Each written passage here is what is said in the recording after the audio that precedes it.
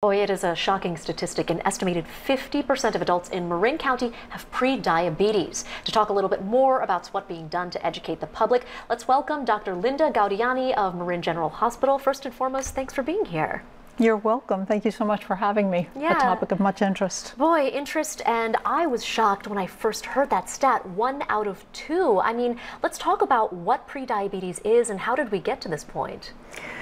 Well, it is a true whopping statistic. It's estimated that 30 million plus individuals in this country have diabetes, and another 86 plus million have pre-diabetes. So that's about 10% of the population or more with diabetes diagnosed, and another 35+% with pre-diabetes.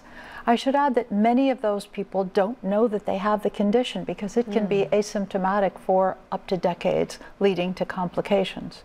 And there was a very important pivotal trial years ago that showed on the first day of diagnosis for many patients, more than 50% of patients already have complications. So that led us to look earlier and earlier, when can we first find this disease? And what we found is there's a condition of pre-diabetes where individuals are not all the way to the point that they qualify for type 2 diabetes diagnostic criteria, but they do have an abnormal glucose metabolism and they have abnormal chemistries.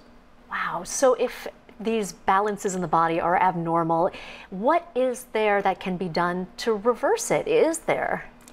Well, as opposed to type 1 diabetes, which is a totally separate condition and affects only about 5%, or accounts for only about 5% of the total number of people with diabetes, type 2 diabetes, the more common, is really associated with two main defects. First, resistance to the action of a very important hormone called insulin, and secondly, as a more later stage, deficiency of that enzyme, of that hormone.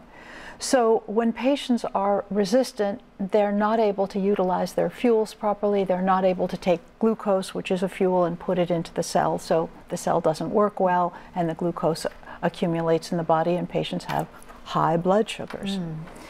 The problem is, as I said, this is asymptomatic. And so we need to get to the root of why it's happening, as you said. We know some of the reasons it's happening, and actually we've known for quite a while. We've known the conditions of sort of Western living that usually involve a more sedentary lifestyle and weight gain and excessive and perhaps the wrong intake of nutrient content really lead to insulin not working well in the body. So of course, diet and exercise. Real quickly, we're running out of time. Very important. Tell us a little bit about the Diabetes Fall Fest that's being offered. This is happening for the public. This is an annual event that the Braden Diabetes Center of Marin General Hospital hosts, both for the public and for our medical community. And it's unique because it is aimed at both our professionals and the lay community so that we can all know what's most important coming out. We have Dr.